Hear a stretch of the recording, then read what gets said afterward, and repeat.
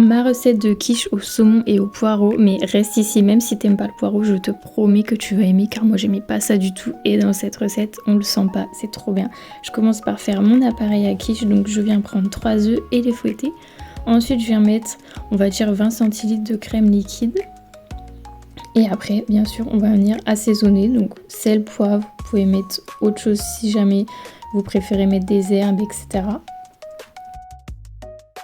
On vient le laisser de côté et je vais passer à ma tarte. Donc j'ai mis une pâte feuilletée, j'ai fait des petits trous à la fourchette et je viens étaler du boursin. Vous pouvez mettre un boursin entier, c'est pas très fort vu qu'on met plein de choses dans la tarte, ça va rajouter un petit goût.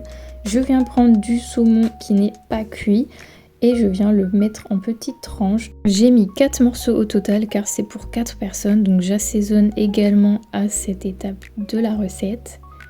Ensuite, je viens mettre tous les poireaux que j'ai cuits avec du beurre pendant quelques minutes et un petit peu d'eau pour ne pas que ça brûle. Donc vous remettez un petit peu d'eau, etc. à chaque fois. On vient l'étaler sur l'ensemble de la tarte et ensuite, je viens mettre mon appareil avec mes œufs et ma crème.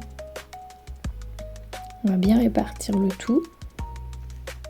Et voilà, c'est terminé. Vous avez vu, c'est super rapide. Et je vais venir la cuire à 200 degrés pendant 30 à 40 minutes. Ça va dépendre de votre four.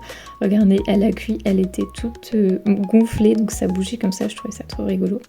Ensuite, elle a un petit peu baissé une fois que je l'ai coupée. Et voilà la recette. N'hésitez pas surtout à l'enregistrer pour pas la perdre. Abonne-toi si t'aimes les recettes super faciles.